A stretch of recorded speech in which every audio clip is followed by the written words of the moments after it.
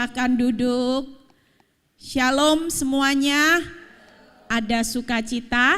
Ya, terima kasih ya buat kesempatan yang diberikan buat saya untuk bisa sharing firman di tempat ini. Tadi maaf perjalanannya ternyata macet ya. Sekarang saya jarang pernah keluar ke daerah sini. Kalau saya keluar itu paling lewat HR ke tol ya. Tol arahnya kemana? Bandara ya, jadi jarang, jadi makanya kaget, ternyata ada perbaikan jalan. Nah, hari ini saya akan berkhotbah tentang bagaimana kita hari-hari ini sebagai wanita, kita ini harus punya kekuatan. Jujur, orang jadi penolong tuh enggak gampang. Banyak rumah tangga yang hancur, itu karena penolongnya itu lemah. Kalau penolong kuat, enggak mungkin rumah tangga hancur. Makanya iblis paling takut dengan seorang wanita. Seorang wanita yang kuat, yang kokoh di tengah badai, hidupnya enggak akan pernah mengalami kehancuran. Ya, kayak kesaksian ibu tadi, tetap kuat ibu ya. Karena kita percaya bahwa setiap jawaban doa, tadi saya habis khotbah live, langsung cepat-cepat ya. Ini untung yang namanya bulu mata sudah tertata rapi saudara. Untung alis juga sudah disulam jadi enggak perlu susah-susah. Kalau enggak saya butuh waktu yang cepat benar-benar hari ini. Kalau enggak saya sering ketinggalan pesawat. Saya itu sampai terkenal kalau di bandara saya itu suara ini kaki saya sepatu saya kan tebal. Jadi orang pasti tahu klodak kalau pagi. Kenapa? Karena saya takut ditinggal pesawat ya. Makanya saya bilang ini Tuhan, saya butuh semuanya serba cepat. Saya itu kalau sudah mandi dandan begitu cepat. Tadi siapin live mandi dandan pakai baju itu cuma 10 menit selesai saudara. Dan saya berkata Tuhan terima kasih. Nah, hari-hari ini yuk kita lihat setiap jawaban doa itu ini tip yang baru yang saya dapat dari Tuhan. Tuhan tuh kasih saya rema gini. Kenapa setiap kita berdoa itu bukan hasilnya bim salabim atau mantra. Kita berharap kalau doa ya cepat jawaban Tuhan, enggak. Tapi Tuhan berkata di firman Tuhan selalu kalau ketika kita berbeban berat, yang Tuhan kasih apa? Kelegaan, damai sejahtera dulu. Kenapa? Karena kita kalau enggak punya kelegaan, damai sejahtera, tujuan Tuhan di tengah masa yang sulit, kita ini sedang dilatih percaya. Kalau kita enggak punya damai, punya enggak kekuatan untuk percaya? Enggak punya saudara. Hari-hari ini ketika hati kita damai, punya kelegaan, punya sukacita, baru punya kekuatan percaya. Orang percaya itu enggak gampang loh saudara. Kalau percaya lihat uang tebel, kantong tebel, gampang saudara. Tapi waktu percaya sama Tuhan, dompet bokek, penghasilan enggak ada. Sementara kebutuhan hidup tiap hari makan dapur mengepul loh. Bangun kekuatan percaya gampang enggak? Kalau lihat fakta, banyak orang stres saudara, bunuh diri saudara. Karena enggak punya kekuatan percaya. Tapi senyatanya kata kunci waktu saudara percaya saja mujizat pasti terjadi. Amin. Tapi sulit. Kenapa? Karena saudara lebih banyak dengar apa kata orang, apa kata fakta, apa kata iblis tentang hidupmu hancur, hidupmu bakal stroke, hidupmu bakal ditinggal suami. Itu yang kita dengar realitas setiap hari. Tapi kalau kita setiap hari belajar dengar apa kata Tuhan, setiap kali kita ditempa badai kita berkata, aku pemilih percaya. Apapun terjadi, sekali percaya, tetap percaya. Saya percaya di tempat ini tidak ada orang yang mukanya kayak Udanil lagi. Stres, ketemu pegang, pusing ya. Saya pernah ketemu orang yang tiap kali ketemu saya, selalu yang diomong, pusing aku Bu Eli, pusing aku Bu Eli. Loh kapan kamu gak pernah pusing? Saya bilang, lah sampai hari ini pusing, hidup itu anugerah. Yuk kita lihat hari ini ada 3 hal. Kenapa 3 alasan ketika kita hari ini hidup harus tabah menghadapi masa sukar. Buka di Ayub 5 ayat 17. Tidak ada seorang wanita yang hari-hari ini sebagai penolong hidupnya cuma stres ya. Kita lihat di Ayub 5 ayat 17 terlebih dahulu kita baca. Bisa ditayangin firman Tuhannya. Sesungguhnya berbahagialah manusia yang ditegur Allah. Sebab itu janganlah Pak Saudara kita menolak didikan yang maha kuasa. Masalah itu bukan sesuatu yang membuat hidup kita hancur, tapi masalah itu didikan. Yang membuat didikan itu kita berbahagia. Tangkap ya. Jadi tidak ada yang salah, suamimu selingkuh, error, suka marah, suami suka KDRT, suami mungkin pejudi, pezina, suami suka hari ini mulutnya kasar. Tidak usah nyalain semua ini. Keuanganmu tambah sulit, tidak usah nyalain keadaan. Yang penting kita tahu semua masalah itu alat Tuhan untuk mendidik supaya kita menikmati kebahagiaan yang dari Tuhan. Kalau tanpa masalah, senyatanya kita ini orang yang paling malang. Kenapa? Karena ketika zona nyaman, tanpa saudara sadari, kita ini anak gampangan. Anak gampangan itu gampang dijatuhkan oleh iblis untuk dihancurkan dan dibawa menuju maut. Justru iblis cari orang yang statusnya anak gampangan. Tapi orang yang ditempa badai, setiap tahun ditempa badai jadi kuat, jadi kuat. Kita hari ini menjadi orang yang bahagia. Kenapa? Karena semakin ditempa badai, semakin dididik Tuhan, saudara semakin jadi orang benar, berkat dan janjinya semakin kita nikmati. Amin. Karena berkat dan janji Tuhan itu untuk orang benar. Orang yang benar-benar cari Tuhannya bukan hanya datang ke tempat ini cuman foto mujizat, kaya, beli rumah, ATM, satpam, center class loh. Jujur, kalau saudara cuman datang di tempat ini, kebutuhan saudara cuman sekitar ATM, Sinterklas dan sekitar satpam untuk Tuhan jagai, saudara menjadi orang yang begitu termalang. Begitu badai terjadi yang namanya ATM tidak terjadi, Sinterklas tidak terjadi, satpam tidak terjadi, orang akan marah sama Tuhan.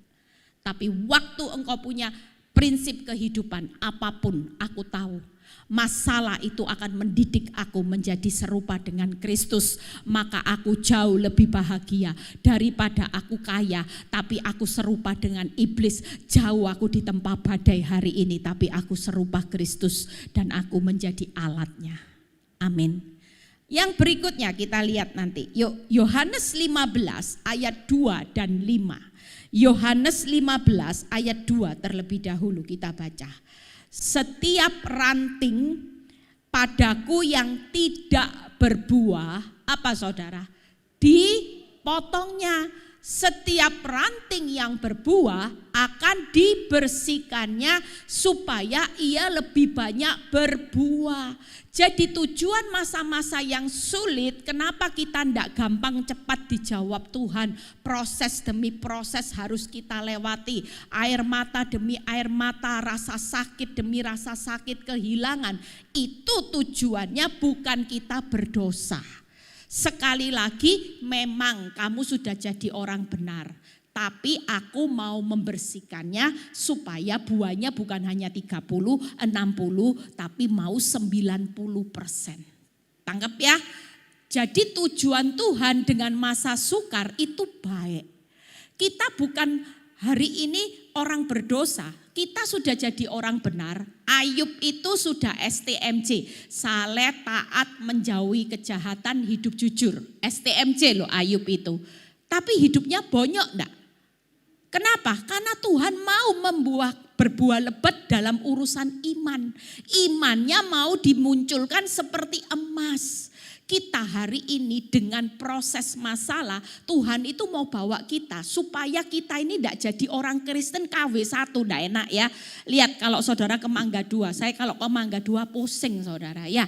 Mbak-mbak ini bilang, ini cik Hermes KW1 cik, mirip cik, harganya jauh cik, Hermes asli, ipet todiau, ini cuman cetiau cik, cetiau, lo KW. Mirip tapi KW. Tuhan gak mau kita cuman jadi KW saudara. Yang Tuhan mau setiap orang benar, Tuhan gak pernah bangga dengan pelayanan. Saya selalu mengingatkan diri saya. Tuhan, Engkau gak pernah bangga buat aku bisa berkhotbah, orang kenal siapa saya.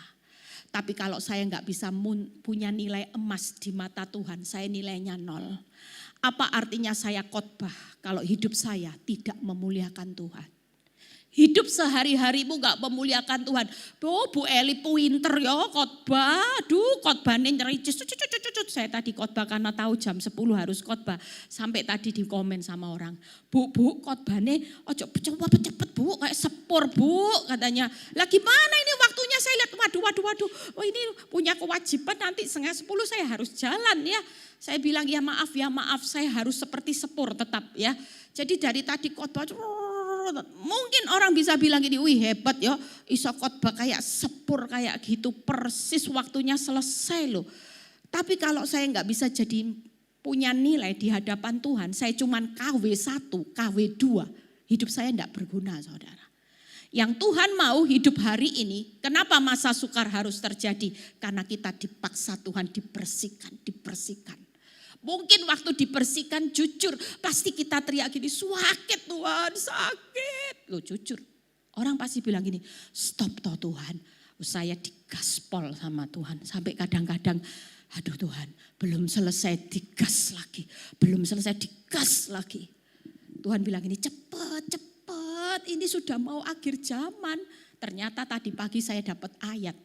Dari 1.300 ayat. Saudara tahu tadi pagi, ayat saya itu punya ayat kapsul. Saudara kalau lihat ayat kapsul di dalam satu toples, saudara beli. Ayat itu isinya itu peneguhan Tuhan ya.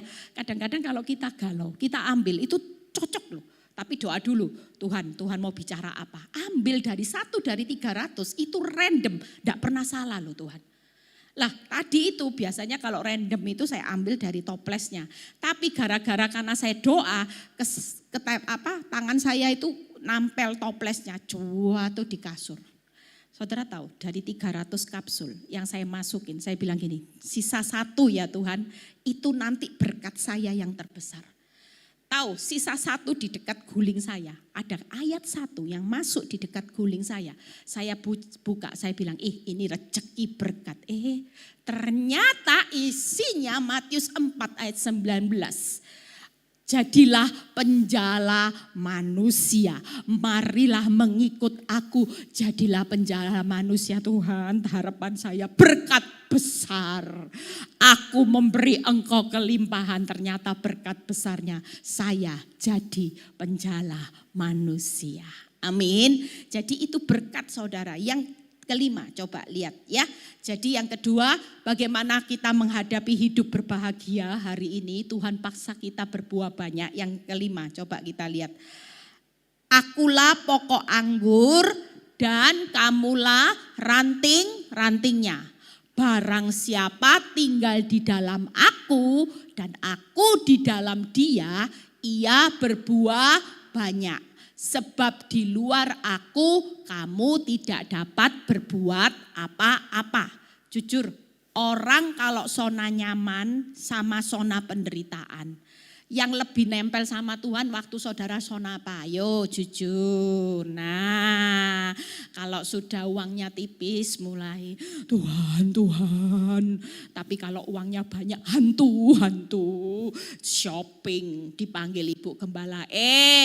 Ibadah. Shopping banyak uang. Jujur kadang-kadang Tuhan taruh kita di zona yang tidak nyaman. Karena dia mau kita nempel. Karena betapa bahayanya kalau kita satu hari aja enggak doa, enggak baca firman, siapa yang menjadi target hidupmu? Iblis. Itu akan menarget orang-orang yang hidupnya di luar Kristus. Masalah itu kayak membawa saudara dipaksa balik. Balik. Kamu bahaya Eli kalau kamu zona nyaman. Dicintai suamimu terus gak cinta aku katanya Tuhan. Justru gara-gara cinta suamimu berkurang bawa kamu nempel. Loh saya dulu jadi orang Kristen. Buka persekutuan doa 2 tahun belum diproses Tuhan. Orang sebut saya ibu gembala. Oh iya. Selalu panggil Bu Gem, tapi rasan-rasan Ibu Gembala amit-amit juahatnya. Sombongnya kalau jalan ndak nginjek tanah katanya saya. Saya sampai prakteknya apa cara ndak nginjek tanah lah kayak hantu saudara. Tapi orang bilang gini, tahu istilahnya saking kebangetan nih kamu Eli. Karena kamu tuh saking sombongnya kalau jalan tuh gini loh yang mau bawa Hermes, kremes sekarang kremes saudara. Itu sebabnya hari ini 3 hal ini kita harus tabah. Senyatanya jangan dengar omongan orang. Makanya dosamu akeh, masalahmu akeh. Enggak. Justru masalahnya banyak karena berkat yang Tuhan sediakan itu jauh lebih banyak dari masalah.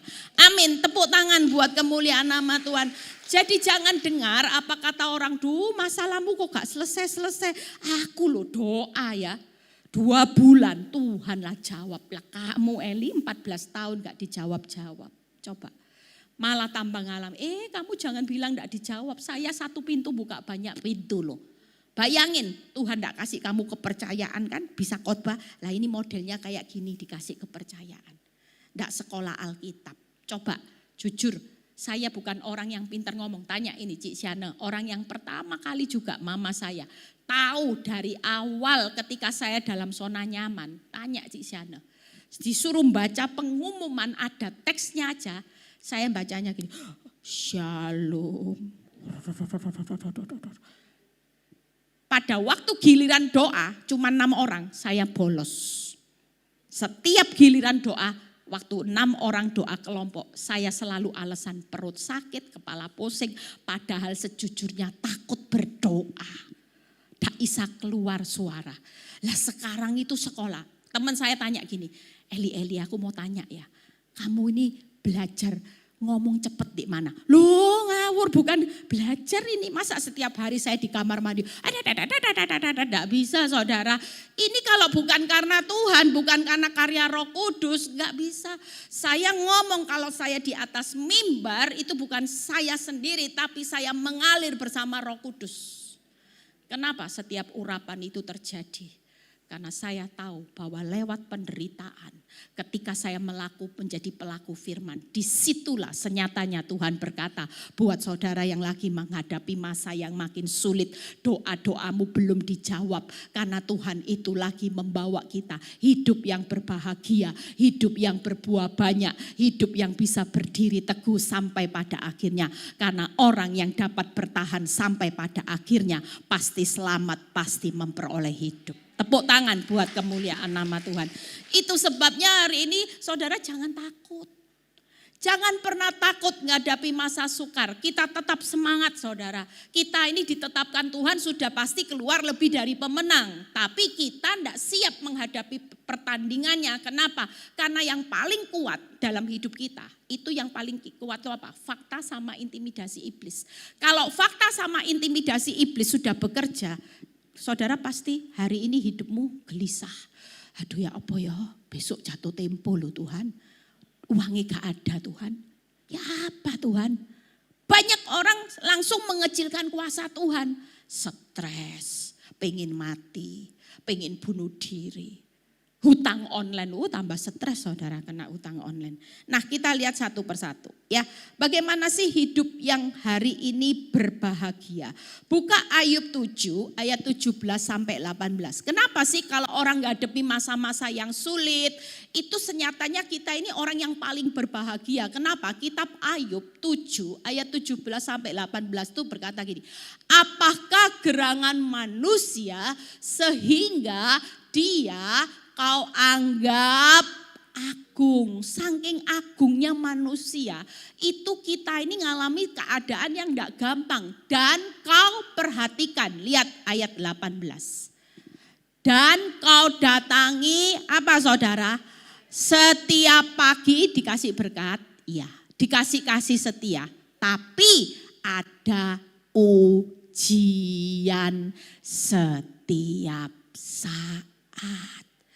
Jadi yang diuji dengan masalah enggak usah bilang nih, dalam nama Yesus keuangan pergi, enggak pergi. Ujian keuangan akan setiap saat.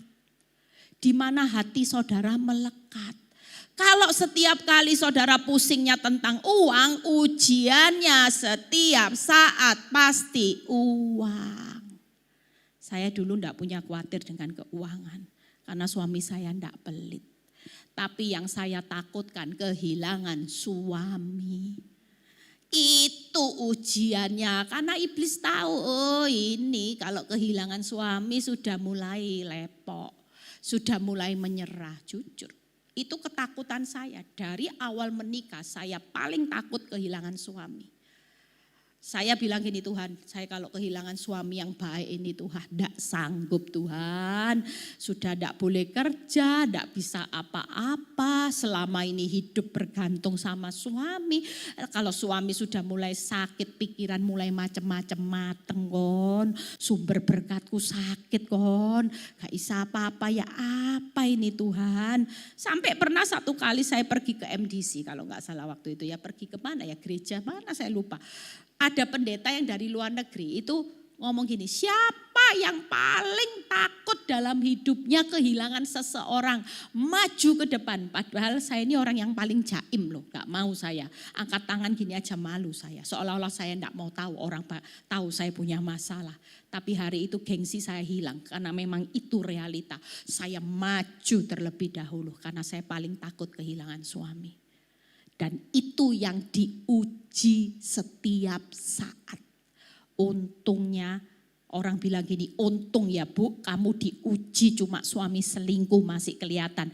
Coba kalau diuji kayak ibu-ibu lain yang suaminya mati ya apa. Oh iya ya bersyukur aja ya sudah suami selingkuh. Saya kasih pertanyaan ibu-ibu, enak mana suami selingkuh sama suami mati. Tapi banyak yang jawab mati gitu saudara. Kueras loh ibu-ibu saya kasih pertanyaan. Yang jawab suami selingkuh itu cuma 3 orang. Tapi yang serentak jawab suami mati gitu. Karena kalau selingkuh lebih berat katanya. Lebih baik mati sekali ya sudah Bu Eli. Sedihnya cuma sekali. Kalau selingkuh Bu Eli lah kayak selingkuh setahun ya enggak apa-apa lah. Kayak Bu Eli 14 tahun ya apa Bu Eli katanya. Hari ini enggak ada. Tuhan tahu kadar kehidupan saudara dan saya. Makanya kita ini hidupnya berbahagia. Kenapa? Karena kita orang yang menikmati upah Tuhan. Kita dianggap agung, kita diperhatikan Tuhan. Makanya diuji setiap saat. Di balik ujian pasti ada upahnya. Karena kita dianggap agung, diperhatikan, karena Tuhan itu mau kasih titip kepercayaan, rencananya kita ini jadi gambaran Tuhan yang terbuka. Makanya kalau dia mau orang lain hidup kita jadi berkat, hidup kita ini harus jadi gambaran yang benar-benar proses hidup kita memuliakan nama Tuhan. Lah kalau orang enggak diuji, kira-kira bisa memuliakan nama Tuhan enggak? Seperti saya dulu buka persekutuan doa 2 tahun. Karena enggak pernah diuji, orang memang tahu saya baik. Tapi jahatnya memang baik nyediakan rumah buat persekutuan doa. Tapi sombongnya amit-amit. Kira-kira memuliakan Tuhan enggak? Tapi hari ini orang panggil saya Ibu Gembala, orang pasti ada embel-embelnya sudah beda. Setelah diproses bukan lagi jahatnya amit-amit. Tapi bilang gini, Bu Eli itu luar biasa loh. Suaminya selingkuh, punya anak. Tetap setia, enggak pernah selingkuh. Padahal dia masih muda, masih laku loh. Hilang 1 bisa tumbuh 1000. Tapi saya enggak tahu cari 1000 di mana, 1 aja. Saya sudah enggak dapat saudara. Itu sebabnya hari ini yuk kita ini mempertahankan diri. Makanya jangan susah, jangan dengar intimidasi iblis. Tuhan tuh enggak sayang sama kamu. Lihat tuh orang lain ditolong, kamu enggak ditolong, enggak apa-apa. Katakan, aku adalah orang yang berbahagia. Amin. Karena aku adalah orang yang akan dipercaya upah yang besar. Aku dianggap agung dan diperhatikan untuk menikmati rencana Tuhan yang besar di depan. Amin.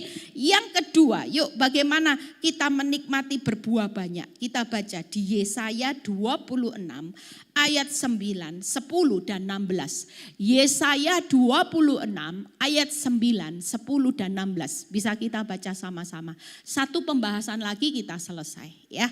Kita percaya bahwa ibu-ibu di sini hari ini tidak perlu nangis, tidak perlu menyesali kok suaminya orang jauh lebih baik. Tidak usah, suami tetangga jauh lebih baik. Nanti jatuh cinta sama suami tetangga ya. Syukuri walaupun suamimu limited edition tidak apa-apa.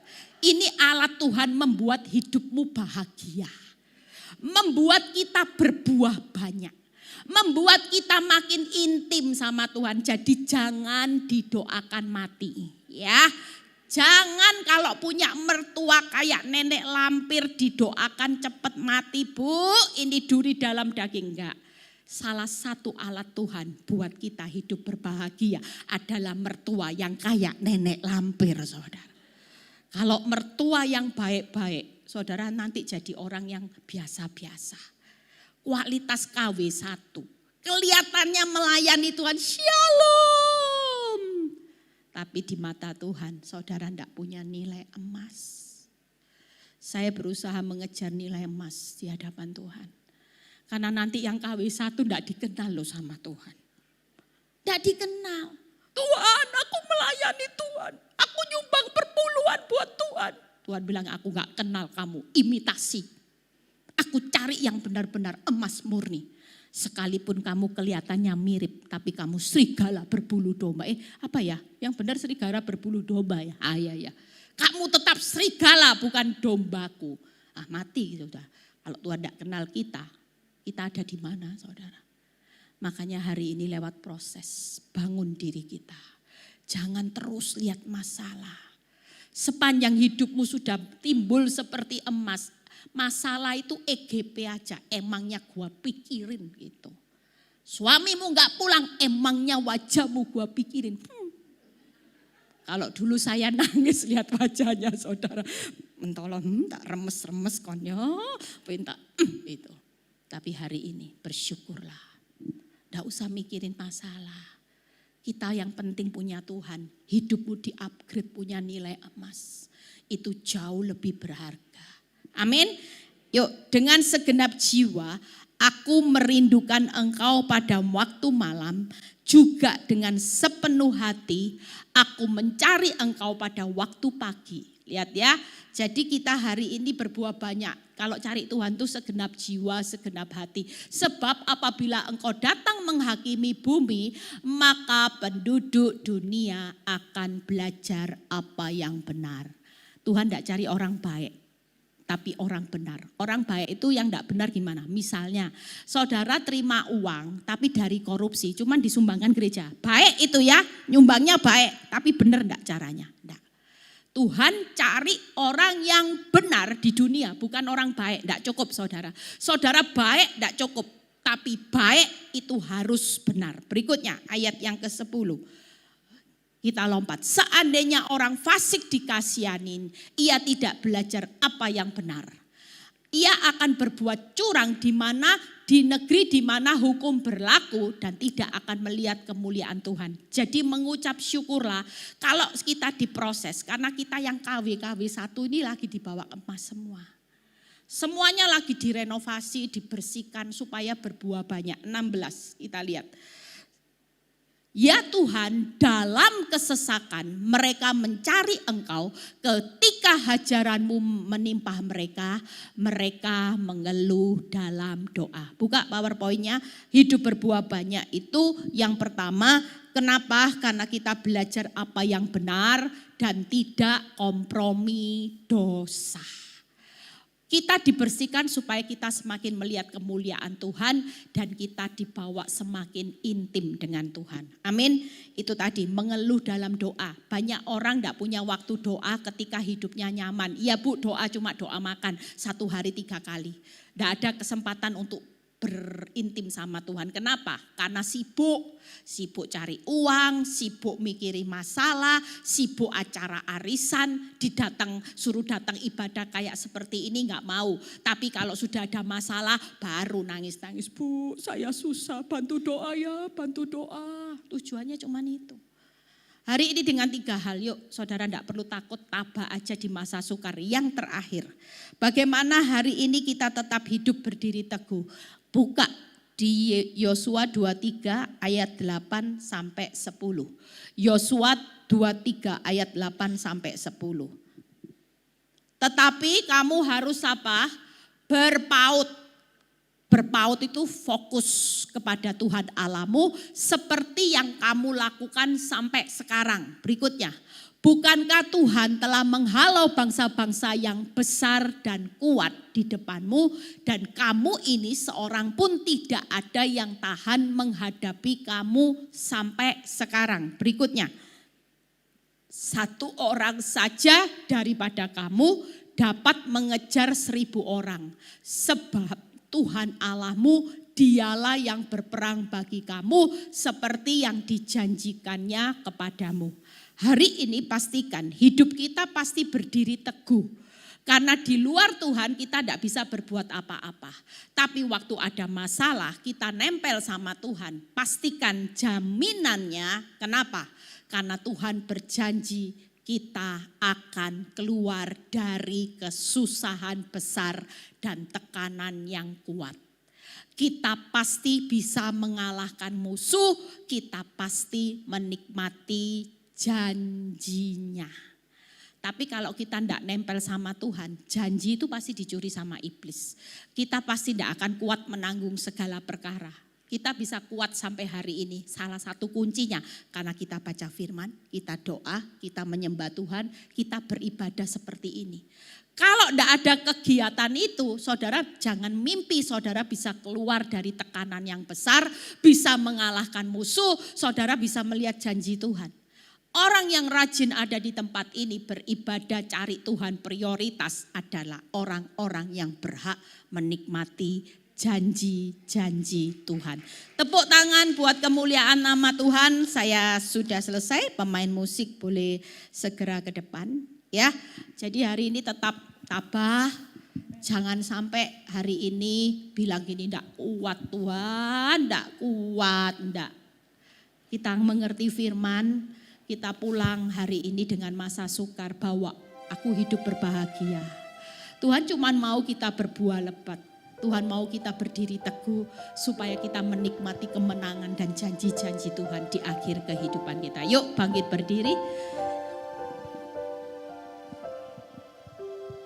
Kita semua pasti lihat kemenangan, jangan takut. Siapa yang datang dari tempat ini, mungkin hari-hari ini engkau berpikir kok Tuhan tidak tolong ya. Kok Tuhan itu lambat ya nolong aku.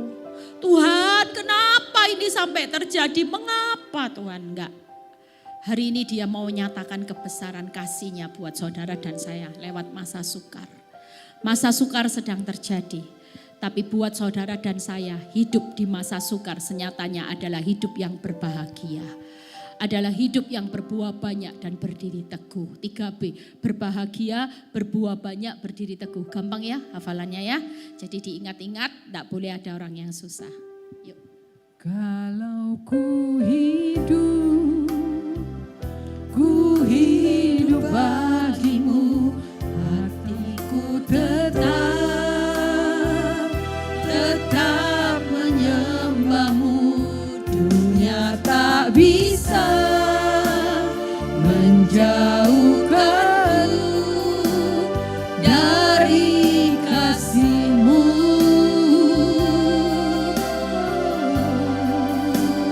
Saat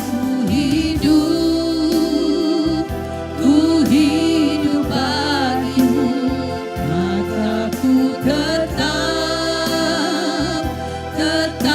memandangmu. Dunia tak bisa menjauhkanku dari kasih-Mu. Musik boleh mengalun. Saudara, Tuhan hadir tengah-tengah saudara. Dia tahu segala rasa sakit, ketakutan, kekhawatiran yang menimpa saudara dan saya hari-hari ini. Bahkan dia tahu batas kekuatan.